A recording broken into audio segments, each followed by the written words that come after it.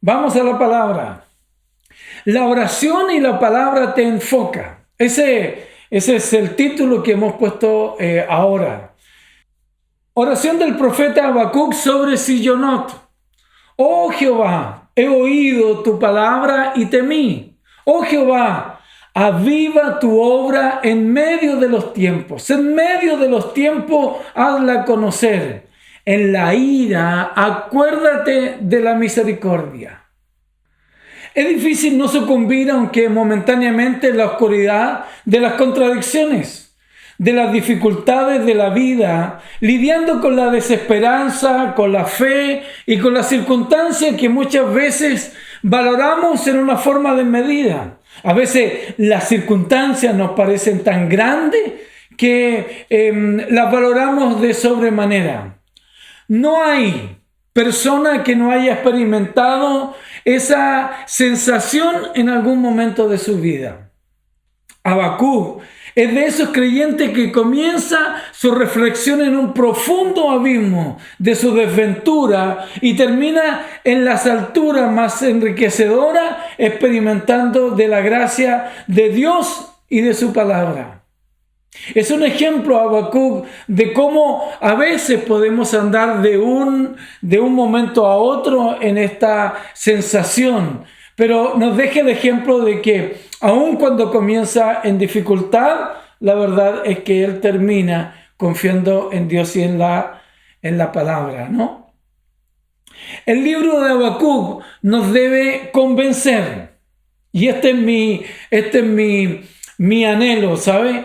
El libro de Habacuc nos debe convencer que es posible pasar de la desesperación ciega a la victoria. Porque aun cuando los capítulos pasados nos ha hablado de la desgracia y de la desventura, al final termina en victoria. Este profeta encarna a ese creyente que no pierde la expectativa y sabe llegar por la fe a la victoria. A raíz de esa experiencia, al profeta no le faltó el cántico, la adoración, la poesía que fluye de un hombre que pudo revisar en su mente los hechos que hacen al Dios único.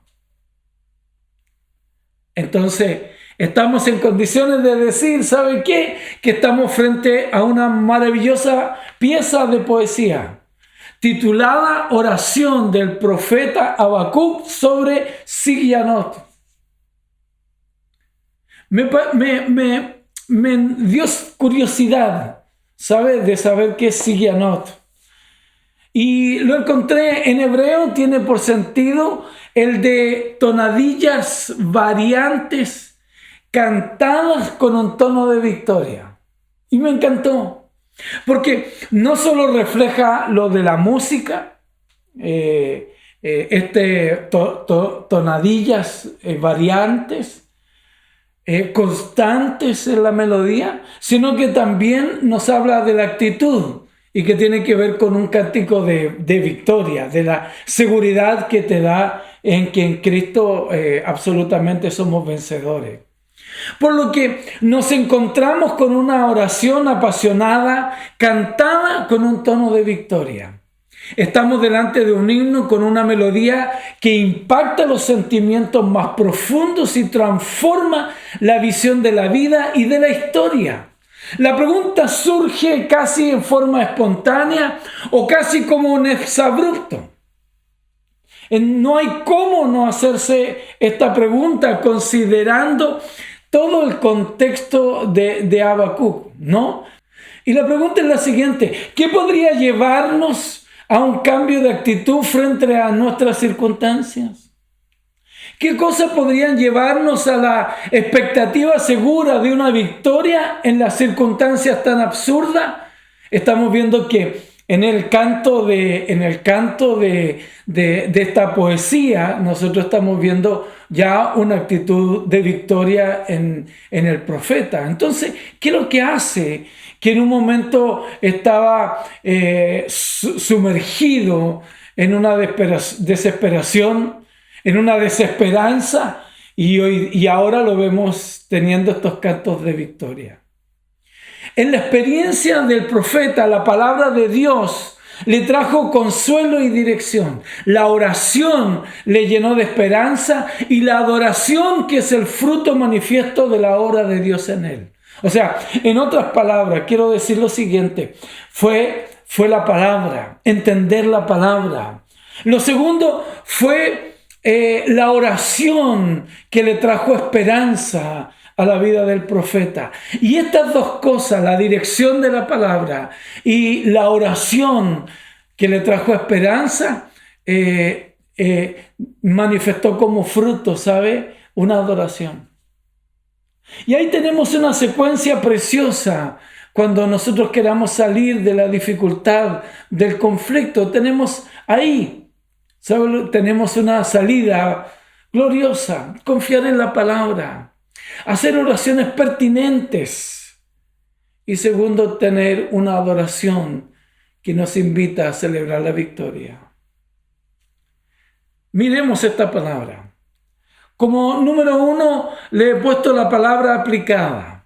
Desarrollemos esta palabra. ¿Sabe por qué? Porque en el verso 2 dice: oh Jehová, he oído tu palabra y temí. Primero el profeta se da cuenta que la palabra de Dios es la única forma de enfrentar la crisis y salir victorioso. La palabra de Dios no transforma nuestra circunstancia, sino transforma nuestra vida. Y me encanta esta frase, por favor déjeme repetírsela para que le quede grabada. La palabra de Dios no transforma nuestra circunstancia, sino transforma nuestra vida, dándonos una perspectiva distinta que nos llena de esperanza. El primer mensaje que oía el profeta es que Dios iba a usar a los caldeos para disciplinar a Judá. Esto trajo desconcierto, una salida no convencional de Dios. Luego el mensaje que el profeta oye era que Dios destruirá a Babilonia sobre su justicia. ¿Por qué? Porque Dios no va a ceder en contra del pecado. Y ojo con eso, porque es parte de su carácter. Por lo tanto, debía hacer justicia al pueblo de Babilonia, y lo iba a hacer destruyéndole. Pero Dios vuelve la esperanza al profeta cuando en lo central del libro Dios le dice: mas el justo por la fe vivirá. Entonces, tenemos aquí dos mensajes que son de alguna manera lapidarios, o no, quizás es una exageración, no es el término, pero preocupantes, desafiantes en la vida del profeta, y nos encontramos con una respuesta de Dios profunda, que tiene que ver con que el justo por la fe vivirá. En su palabra, lo que nos provee una visión correcta de Dios, de su carácter y de su obra en medio de la historia. Es su palabra, querido hermano. Por eso es que en medio de la dificultad no podemos separarnos de los medios de gracia que el Señor dejó. Es la palabra lo que nos provee una visión correcta de Dios. Si no entendemos eso, lo más probable es que tengamos percepciones erradas, equivocadas de quién es nuestro Dios y de cómo Él actuará. Por lo tanto, la palabra revela el carácter, revela los atributos. Es esencial entenderlo de esa forma. Habacuc oyó la palabra de Dios y comienza a tener una visión correcta respecto a la realidad de la situación de lealtad que el pueblo estaba teniendo. ¿Sabe qué? Yo siento que aquí en este capítulo, ¿no?, vemos a un profeta más rendido. Ya no tan parado ahí buscando respuestas, sino lo vemos más rendido en la acción de la palabra. La revelación de Dios transformó al profeta y le dio seguridad. Lo sacó del valle del miedo y lo llevó a la montaña de la fe. Pasó a Habacuc de solo cuestionador al Habacuc adorador. ¡Wow! ¡Qué tremenda transformación podemos descubrir en la vida de Habacuc!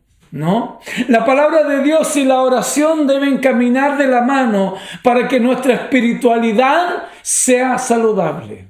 Déjeme repetir esa frase.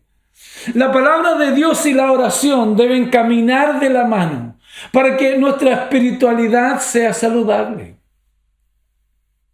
La voz de Dios nos pone de rodillas, pues su palabra produce en nosotros dependencia de Él. Cuando somos capaces de oír certeramente la voz de Dios a través de la Escritura, la única actitud que nos queda es ponernos delante de rodillas, delante del Señor, de rodillas. Por eso es que insisto en la actitud. Ya no vemos a un profeta beligerante, ¿no? En busca de respuesta, sino vemos a un profeta humillado. ¿Y sabe por qué? Porque la palabra le alcanzó. Porque la palabra vino a su corazón. Porque la palabra transformó su vida, no transformó su realidad. A veces nuestras oraciones confunden o se confunden un poco. Y a veces nosotros buscamos que Dios transforme nuestra realidad y nuestras circunstancias. Sin embargo, lo que a veces Dios quiere es cambiar nuestro corazón, como le pasa a Habacuc. Por lo tanto, la palabra es clave en la vida de un creyente. Número 2, la segunda cosa aquí es la oración sincera. Ese es el título de esta parte, la oración sincera. Y dice lo siguiente: oh Jehová, aviva tu obra en medio de los tiempos, en medio de la tierra, hazla conocer. En la ira acuérdate de la misericordia. Escúcheme, Dios está obrando y seguirá obrando. Por favor, déjeme repetirle esto. Dios está obrando y seguirá obrando. Por lo tanto, no se trata solamente de orar, sino de hacerlo bien. Es decir, enfocarse sinceramente en la realidad en la que está viviendo nuestra relación con Dios. Perdido, desesperanzado, con una fijación en las circunstancias.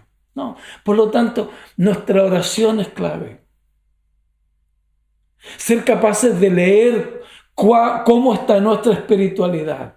Ser capaces de permitir que el Espíritu Santo venga a tu corazón y te hable, que la Escritura, como decíamos en el punto anterior, te hable. ¿Sabe para qué? Para que nuestra oración sea pertinente. El profeta dejó de pensar en el enemigo corrector. Dejó de discutir en el Señor y comenzó a adorarle. Su oración se transformó en alabanza y adoración al Dios verdadero. ¡Wow! Mire, aquí hay una muestra profunda. ¿Sabe de qué? Cuando sacamos nuestro foco, cuando salimos nosotros de la escena, nosotros podemos oír de mejor manera lo que Dios nos quiere hablar. Déjeme abrir una ventana aquí, por favor. Y déjeme compartirle los elementos esenciales de una oración. La humillación. La estamos viendo en Habacuc. Cómo cambió el tono, cómo cambió la actitud. Nosotros vemos a un profeta mucho más humillado aquí. Entonces, la humillación en el texto nos da a entender cuando dice: he oído tu palabra y temí. Se siente en el aire esta actitud de humillación. ¿Sabe por qué? Porque él, en definitiva, pudo oír el mensaje que Dios le quería dar. Ya no parece tener esta actitud argumentativa o inquisidora que mostró al principio, sino que ahora vemos una actitud de completa sumisión a Dios y a su palabra. Ya no está pensando en él y tampoco en defender a Israel. Lo más probable que ocurrió que cuando dejó de pensar en otros y en sí mismo y se enfocó, estuvo una respuesta clara de Dios en humillación. La segunda elemento de la oración tiene que ver con la adoración. Entonces, vemos en el texto que dice, oh Jehová. Esta expresión sugiere adoración. Esta expresión lo que sugiere es un enaltecimiento del nombre de Dios. Es como decir, me llegó, lo descubrí, por fin lo entendí. Ese es el sentido que tiene esta expresión, oh Jehová. La adoración surge de estar contemplando la grandeza de Dios. Y esta grandeza hace que tu dificultad y tus circunstancias sean reducidas a nada. Que la fijación no esté en ellas, sino en contemplar la grandeza de Dios. También surge de la posibilidad que Dios te da a través de su palabra de comprender su historia y su obra, de comprender la historia de la redención, de comprender que somos un eslabón en toda la historia redentora que la palabra nos expresa. Cuando reconocemos eso, lo siguiente para nosotros, aparte del asombro, es el temor reverente. ¡Wow! Por eso es que la expresión del texto dice temí. El tercer elemento es la petición. La actitud correcta, la humillación. La comprensión meridiana que tenemos de las cosas de Dios te pueden brindar la oportunidad que tu oración, de que tu oración, tu petición sea objetiva, sea contextual en el momento histórico en el que estás viviendo, sea correcta, sea pertinente en el contexto en el que estás. ¿Y sabe por qué me atrevo a sacar esto de ahí? Porque la oración de Habacuc es aviva tu obra en medio de los tiempos. ¡Wow! Déjeme cerrar este paréntesis de los tres elementos que acabo de mencionar. Y avancemos. El profeta enfocó su oración en Dios. Esto le dio una visión más completa de la dificultad. Por eso él dice, aviva tu obra en medio de los tiempos. Él dejó, ¿sabe de qué? La problemática. Él dejó de pensar en lo que él estaba sintiendo, viendo. Sacó el foco de sí, como ya lo dije. Pero también él dejó de defender a Israel por un momento. Y cuando hacemos eso, y cuando ponemos por sobre eso la palabra que Dios está hablando, la oración es más objetiva. Y por eso dice, aviva tu obra en medio de los tiempos. Aquí también hemos oído de todo en este verso, pero déjeme parafrasearlo para entenderlo mejor. En medio de los tiempos de sufrimiento y de calamidad que tú has predicho, Señor, aviva tu obra. O sea, Señor, si ha de ocurrir lo que tú estás diciendo que está por ocurrir, Señor, aviva tu obra. Y ahora, si entendemos la palabra que se usa para avivar, esa palabra en hebreo tiene el sentido primitivo de preservar o de mantener vivo. Entonces, parafraseémosla mejor. Señor, en medio de la dificultad, del conflicto, de la calamidad en la que estamos a punto de iniciar, Señor, preserva o mantén viva tu obra. Wow. Entonces la reflexión que necesitamos aquí es sencilla. Si estamos más preocupados por el resultado de la pandemia que por la pureza y el bienestar espiritual de la iglesia del Señor, wow, entonces necesitamos revisar nuestro cristianismo. Porque nuestra vida, nuestro corazón, todo lo que somos, ¿sabe qué debe girar en qué? En que Dios sea glorificado, que su reino sea conocido, que la palabra corra y que la llama no se apague. Y en segundo y tercer lugar están nuestras necesidades. Por eso que si esa no es nuestra motivación, necesitamos revisar nuestro cristianismo. Lo interesante de esta oración es que no se enfoque en la gente. La preocupación del profeta está relacionada con la manifestación, como digo, de la gloria de Dios a lo largo de la historia. No está preocupado en sí mismo. Porque el segundo aspecto de avivar, o sea, de preservar, ¿no? Era porque debía prepararse para la salida. Cuando dejen el cautiverio. Por eso que el clamor es objetivo, porque también es generacional. No es circunstancial, sino también es generacional. Y escúcheme por favor aquí, porque esto es súper relevante. Porque ya sabía que era un tiempo determinado. O sea, el pueblo tenía claro que iba por un tiempo y tenía que volver. Porque era un tiempo de disciplina. Recuerde que lo introduce en la escuela del dolor.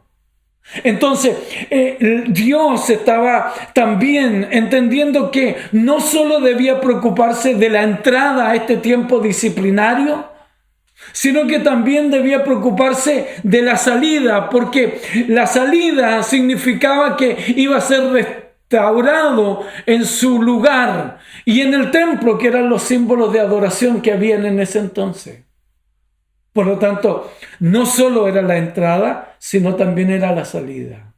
¡Wow! ¡Qué interesante! ¿Sabe por qué? Porque eso lo podemos descubrir cuando tenemos nuestro corazón no fijo en nuestra necesidad, sino en la del reino de Dios. De ahí es que debemos señalar, buscar el reino de Dios y su justicia. Enfoquémonos en esto, en lo que está pidiendo. Él está pidiendo un avivamiento. Se enfoca en Dios y no en el hombre, en la gloria de Dios y no en las exigencias humanas, en la redención del pueblo y en su transformación para cuando les toque salir. Escúcheme, el avivamiento es relevante para la iglesia. No está fuera del mover de la iglesia y no está fuera del ser de Dios. En el contexto de Habacuc, la oración por un avivamiento es porque la gente tenga la conciencia de un Dios soberano. Esa era la motivación, no de que la obra fuera avivada. El avivamiento verdadero viene y le pertenece a Dios. Es la obra soberana del Espíritu Santo y se relaciona con dos aspectos que se dejan ver en la espiritualidad de Habacuc.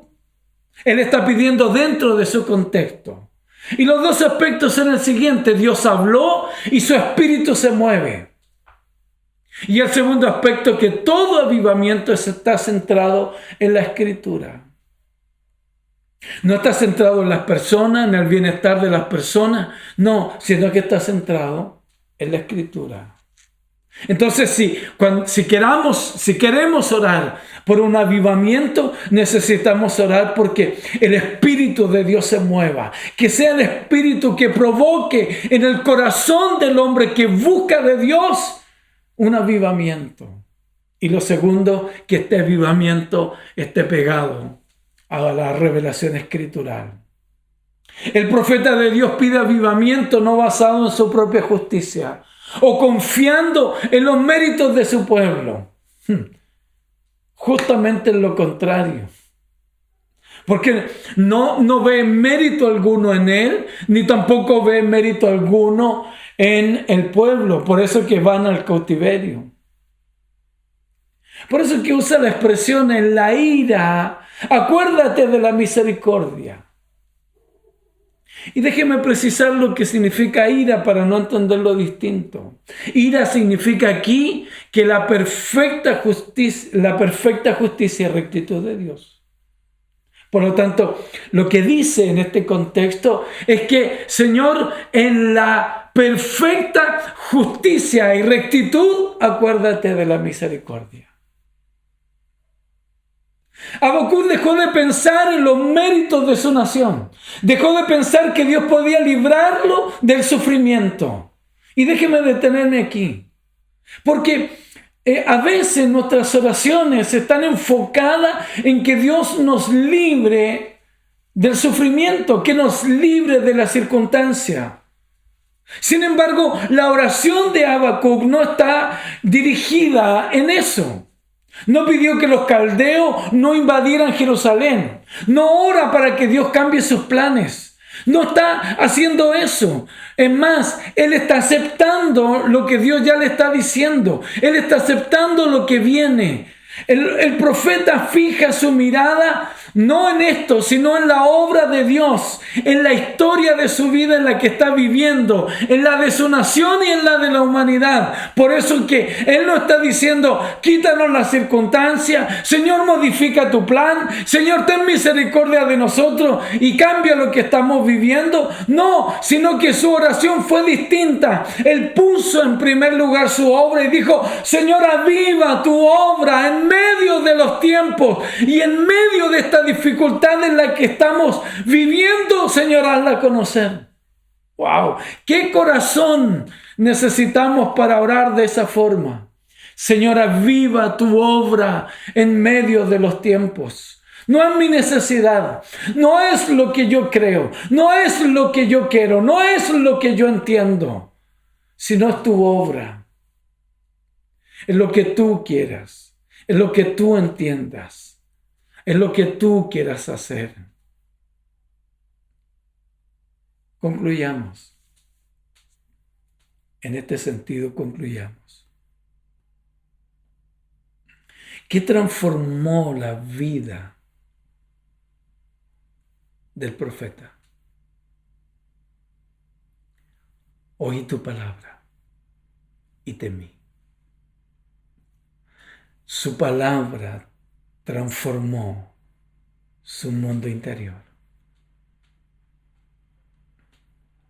Que cambió su objetividad, su oración. Que lo llenó de esperanza. Que lo llevó a orar por la obra y no por él. Por la obra y no por el pueblo.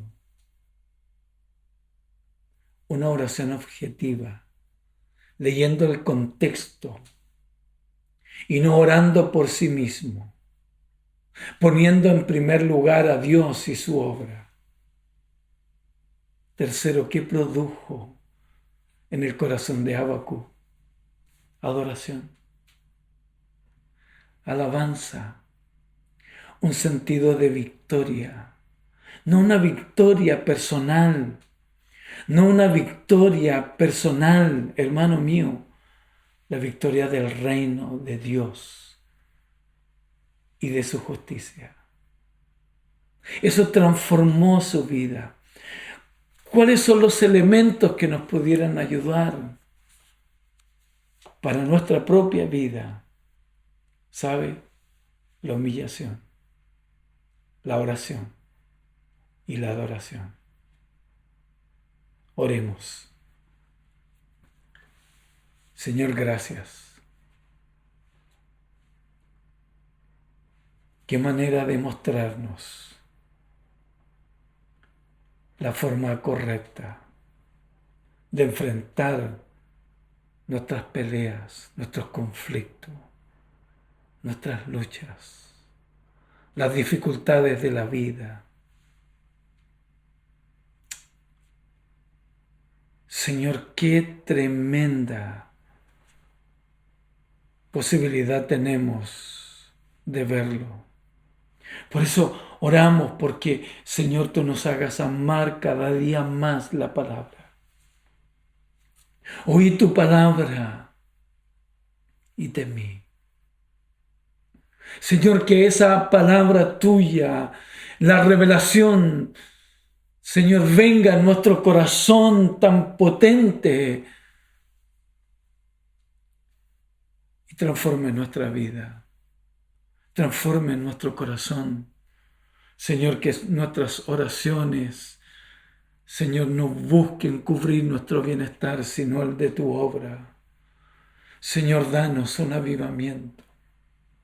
Que tu Espíritu Santo avive tu obra en medio de estos tiempos difíciles. Señor, que en estos tiempos de pandemia, Señor, que la iglesia chilena se levante en un fervor, en una búsqueda, en un clamor, en una necesidad, Señor, vital en su vida de que tú avives su obra, avives tu obra. Señor, que este avivamiento, Señor, cubra, Señor, Europa, Señor, y todas estas naciones como Italia, como Francia, como España, como Estados Unidos en América, como todo el cono de Sudamérica se ha encendido por el poder de tu Espíritu Santo en medio de esta pandemia, en medio de esta dificultad. Por eso Habacuc decía, en medio de la crisis, Señor, en medio de lo que vamos a vivir, aviva tu obra. Señor, en medio de esta pandemia, Señor, aviva tu obra y hazla conocer, Señor. Señor, sácanos del foco de nosotros y permítenos, Señor, ver tu obra moverse en medio de los tiempos difíciles. Señor, gracias por esta palabra. Te bendecimos y oramos en el nombre de Jesús. Amén, Señor. Amén. Dios los bendiga mucho. Que tengan una buena semana y vivan en esta victoria de Habacuc. Un abrazo.